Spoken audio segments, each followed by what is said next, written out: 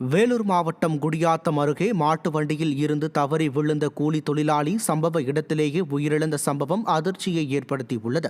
குடியாத்தம் அடுத்த அனலங்காநல்லூர் பகுதியில் பாலாற்றில் சட்டவிரோதமாக சிலர் மாட்டு வண்டிகளில் மணல் கடத்தலில் ஈடுபட்டு வரும் நிலையில் சிலம்பரசன் என்ற கூலி தொழிலாளி மாட்டு வண்டியில் சென்று கொண்டிருக்கையில் தவறி கீழே விழுந்துள்ளார்.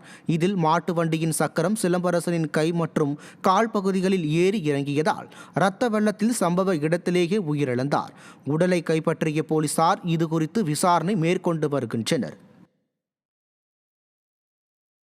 திருப்பூர் மாவட்டம் அவிநாசி அருகே அரசு ஆரம்ப சுகாதார நிலையத்தில் பிரசவத்தின் போது உயிரிழந்த இளம் பெண்ணின் உடலை வாங்க மறுத்து உறவினர்கள் போராட்டத்தில் ஈடுபட்டனர்.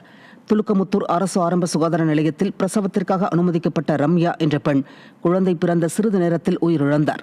உரிய வசதிகளின்றி அலட்சியமாக பிரசவம் பார்த்ததால் ரம்யா உயிரிழந்ததாக கூறி அவரது உறவினர்கள் மற்றும் பொதுமக்கள் ஆரம்ப சுகாதார நிலையத்தை முற்றுகையிட்டு போராட்டத்தில் ஈடுபட்டனர். விடியா திமுக ஆட்சியில் அரசு மருத்துவமனைகளில் மருந்துகள், மருத்துவர்கள், செவிலியர்கள் போதிய அளவில் இல்லாததால் இதுபோன்ற சம்பவங்கள் நடப்பதாக பொதுமக்கள் குற்றம் சாட்டியுள்ளனர்.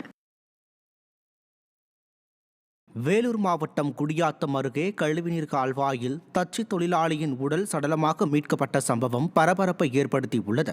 குடியாத்தம் ஸ்ரீவாரி நகர் பகுதியில் அரசு மதுபான கடை அருகே உள்ள கழிவுநீர் கால்வாயில் ஆண் சடலம் கிடப்பதாக பகுதி மக்கள் போலீசாருக்கு தகவல் தெரிவித்த நிலையில் சம்பவ இடத்திற்கு வந்து சடலத்தை மீட்டு விசாரணை மேற்கொண்டனர்.